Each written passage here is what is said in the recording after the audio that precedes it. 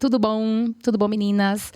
Mais um episódio do nosso Até Que é Legal. Hoje a gente vai falar sobre Lei Geral de Proteção de Dados, o meu amor.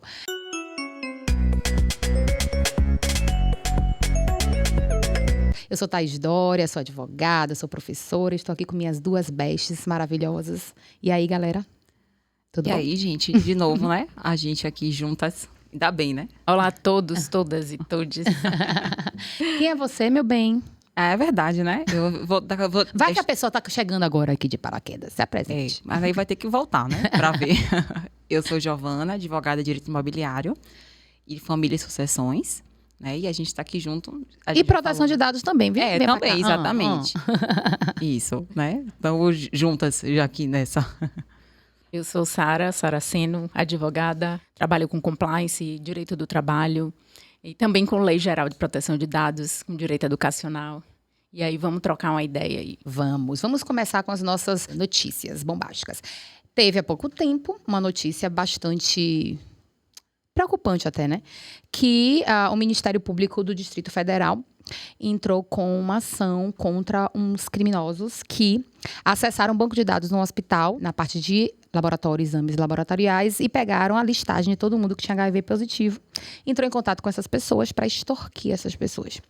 E aqui a gente já está falando de quê? De vazamento de dados, um problema muito sério. E por isso a importância de se implementar o quanto antes, né, a Lei Geral de Proteção de Dados nas instituições como um todo e de saúde, então, hein, Sara? Na verdade, é um verdadeiro sequestro de dados, né? A gente pode falar. Essa prática de sequestro de dados, ela é antiga até, né? Só que hoje, com a LGPD, o que vem de diferente? É que as instituições, elas estão obrigadas a adotar medidas de segurança para a proteção dos dados. Elas têm que comprovar, né, que elas utilizaram os recursos tecnológicos que são adequados para aquele tipo de dado, né, ainda mais sigiloso, que é de saúde. E que elas adotaram as medidas reparadoras numa situação dessa de vazamento, né? Mas lembrando que se trata de um crime, né? Então, não necessariamente a instituição concorreu para esse crime. Evidentemente, se ela adotou as medidas ou não, vai ser considerado para efeito de algum tipo de responsabilização. Então, só para contextualizar, Ju, que a gente já conversa, mas assim, é importante que a gente saiba que a Lei Geral de Proteção de Dados, ela é uma lei, né, de 2018, que começou a viger em 2020. E ela serve para proteger os dados pessoais das pessoas físicas, nossos dados pessoais, de qualquer pessoa natural. E aí ela exige que qualquer profissional que atue em prestação de serviço, e obviamente a gente está falando também de pessoas jurídicas, então das empresas, instituições, elas adotem medidas para a proteção desses dados. Então é importante que a gente faça o quê? Todo um processo de adequação dessa Lei Geral de Proteção de Dados nessas instituições para que elas, de fato, absorvam essa lei e consigam guardar os nossos dados da melhor forma possível. Uma mudança cultural, né? De certas coisas que aconteciam antes e que hoje a gente vai ter que ter um olhar diferenciado, porque não é só a implementação, mas também como o cumprimento durante todo o período. Algumas coisas que já eram, hoje vieram somente para reafirmar que aquele dado ele tem que ter um cuidado maior, principalmente esses dados de saúde, né? Eles dizem muita coisa, é sigiloso, é da pessoa, e o dado é do titular. Exatamente. É daquela pessoa física, né? As empresas têm que ter isso em mente, né? Isso. A LGPD, ela estabelece que esses dados de saúde são dados sensíveis. E os dados sensíveis, eles têm uma proteção especial e, para além disso, é importante que eles sejam só realmente acessados quando importante para a prestação de serviço. Então, um serviço médico, né, Sara? Não tem como você não acessar dado de exame, por exemplo. Isso. E vamos lembrar o seguinte, que não é só uma questão de cumprimento de legislação, né? É do próprio cuidado que se deve ter com esses dados. Porque quando a gente está falando de dados de saúde, a gente já tinha toda uma legislação que protegia a sigilosidade desses dados, a confidencialidade. A LGPD só veio reforçar, estabelecendo que o dono do dado, né, o titular que a gente chama, é a pessoa física, e que cabe à instituição que trata esse dado. O que é tratar o dado? É tudo, né? É coletar, armazenar, utilizar para compartilhamento. Então, tudo isso é tratamento de dados. Cabe a essas empresas adotarem as devidas medidas acautelatórias, né? Para que não haja um prejuízo, para que não haja um sequestro de dados. Exatamente. Outra coisa importante que a gente precisa sempre chamar a atenção quando a gente fala de LGPD, e aí vocês falaram já da alteração, de cultura, né? Que a gente precisa pensar nesses dados realmente, não enquanto legislação, mas enquanto cultura, é também entender, que as empresas passem a entender que os dados são do titular. Então, se você está com alguma coisa emprestada, você tem que ter um cuidado ainda maior com isso que você está emprestado. Então, assim, antigamente era como, não, a partir do momento que ele me deu o telefone, o endereço dele, é meu, faço o que eu quiser. Não é, né? É do terceiro, daquela pessoa que é o titular dos dados pessoais. Então, é importante que a gente chame bastante atenção sobre isso. Como a Sara falou, tem legislações já que tratam do tema, mas a Lei LGPD, ela veio para reforçar e ela veio para pegar. Lembra que a gente estava falando, né? Fiscalização. Exatamente. E punições, né? E por quê? Porque é uma exigência internacional. E, inclusive, eu costumo até dizer, né, que no Brasil tem isso, que tem lei que pega e tem lei que não pega. E a LGPD não. Ela tem aquela que tem, exatamente, até pela fiscalização que está acontecendo e que toda hora a gente vê que tem uma notícia, tem algo com repercussão geral, né? Que mostra o que está acontecendo. E eu acho que isso é uma validação da confiança que aquele titular entrega ao seu dado. Eu sei que aqui vai ter um cuidado, vai ter um sigilo. Então, é uma forma de afirmar isso quando a empresa ela tem, né, esse cuidado com a pessoa física, que é o titular daquele dado, né? Tem outro ponto também, que é crime, né? Esse pedido de extorsão, né? Para além, né? Além do sequestro, para além a extorsão de pessoas que já estão fragilizadas. Exatamente. Tem esse diagnóstico É muita maldade, né? É ser humano. A maioria das empresas ainda não estão adequadas.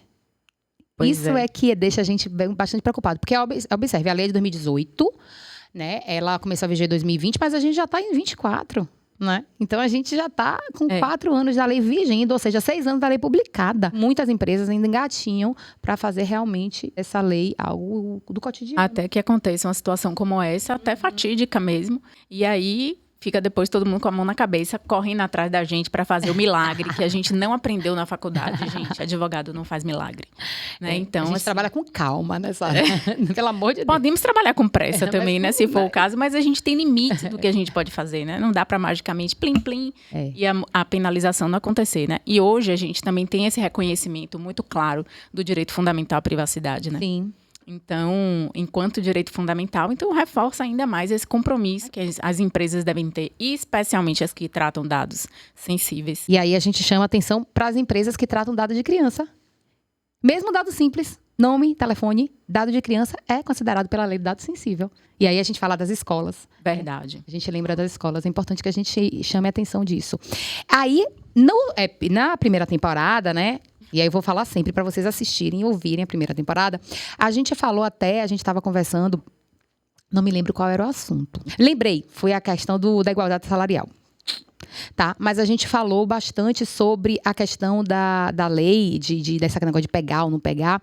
E a gente reforça que a legislação é para ser sempre tratada pela existência dela, assim, a gente brinca muito que pega ou não pega, mas na verdade ela é uma legislação que precisa ser adequada, porque a gente, fora o compromisso que a gente tem, né, obviamente, enquanto sociedade, enquanto membro da sociedade, mas é porque a gente realmente precisa cumprir para não ser penalizado. E essa mudança cultural, ela trata dos direitos fundamentais como um todo. E também falamos na primeira temporada sobre a utilização dessa Lei Geral de Proteção de Dados como escusa, como desculpa para não cumprimento de norma. Lembra disso, Sara? Sim, sim. Do relatório de transparência. Exatamente. E a gente vai e volta. Exatamente. E de transparência, as pessoas não entenderam que o nome transparência não era só para estar bonitinho ali, não. Exatamente. Que tinha algo... transparência era para levar realmente no significado daquilo ali, né? E aí eu vou trazer outra notícia, porque a gente trabalha com notícia. O TST já disse que a geolocalização pode ser utilizada como prova no direito do trabalho. Aí é a parte de vocês, a parte de direito do trabalho. Querem comentar? Eu amo. A melhor das áreas. Querem comentar? Eu sou pró os direitos contemplados na CLT, né? Então, já sabem que eu defendo muito a parte hipossuficiente nessas relações, mesmo quando eu estou atuando para meus clientes, que são os empregadores. Claro que todo mundo tem direito à defesa, mas a gente faz uma defesa ética, adequada, correta, né? Dentro do nosso limite ali de atuação. É importante a gente ter os mecanismos de proteção, de inversão de ônus da prova, são importantes, né, para o empregado. Claro, claro. Agora a gente tem o protocolo de julgamento com perspectiva de gênero, também maravilhoso. Só que a gente não pode começar a utilizar determinados direitos para... burlar direitos. Exatamente, para dissimular situações. Exatamente. Né? Então, nesse caso do TST, que foi citado, o reclamante estava pedindo horas extras e a empresa disse que a geolocalização dele demonstraria que ele não estava na empresa nas horas que ele estava alegando. Então, assim, em tese, por lei, a jornada de trabalho compete ao empregador comprovar. Quando o empregador não comprova, ele admite como verdadeiro o horário alegado pelo reclamante. Então, ele não tinha aquela prova que deveriam ser os cartões de ponto E aí eles pediu a geolocalização. E aí o reclamante se opôs, né, a esse pedido, dizendo que a tutela do direito dele à privacidade deveria prevalecer nesse caso, né? Então foi admitido que não havia uma quebra de sigilo de comunicação, era somente desse dado, que é um dado pessoal, Sim. claro. E se admitiu como prova a utilização dessa geolocalização, né? Então eu acho que é positivo, eu acho que o direito ele é para tutelar situações que não sejam usadas indevidamente. Prefiro usar essa expressão. E achei um bom precedente do TST. Exatamente.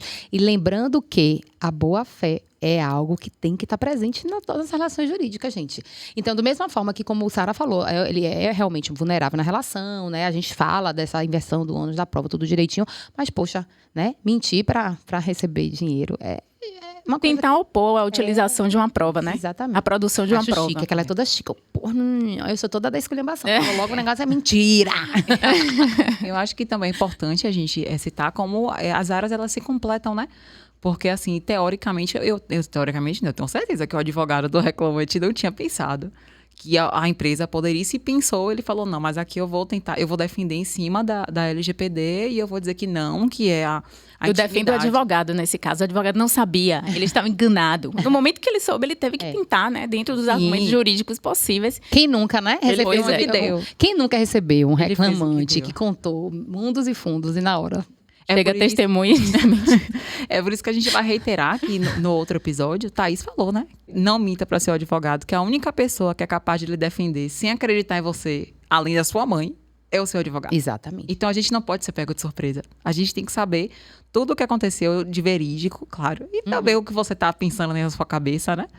Para que a gente tenha o que defender na hora, né? Exatamente. Mas, gente, a LGPD não é um bicho de 7 cabeças. Muito pelo contrário. É uma legislação importante, né? Que vem de um movimento internacional.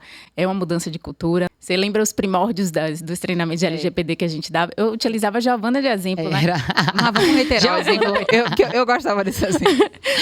Eu falava assim, que a situação mudou e a gente tem que se adequar, né, às novas realidades. E aí, tinha meus colegas de trabalho da área de recursos humanos, que eu amo. Gente, eu amo muito o RH, já que eu sou uma advogada trabalhista de coração, então eu entendo, vocês são fundamentais.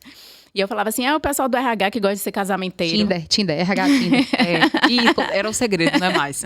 Aí eu falava assim, aí chega uma pessoa e fala assim, fulaninha, e aquela advogada ali, Giovana, será que ela é solteira? Será que ela é casada? Aí a pessoa querendo casar a Giovana fazer o quê? Não, gente, é solteira. Pois é, entregava logo a informação, mas não pode, porque esse dado é um dado pessoal de Giovana que não pode ser revelado. Não sem consentimento. Bom, porque eu dei, viu, gente? O meu, não, deem logo vocês na empresa de vocês, fale, tá tudo bem, viu? Se alguém perguntar, diga. Resolvam o problema de vocês, eu resolvi o meu. Resolva não aí, viu? Ela autorizou, mas eu falei assim, olha, como é que o pessoal do RH deve se comportar nesses casos? Falar assim, vou perguntar. Aí chega para a pessoa e pergunta, Giovana, fulaninho me perguntou o seu estado civil, posso revelar? Porque aí ela já faz aquela triagem, análise, né? Aquela triagem prévia. E é importante também, né? Gente, tá ótimo o papo, mas a gente vai precisar se despedir. Vamos, né? Por quê? Ai, quero mais. Então, vamos ter. Para não enjoarem da gente.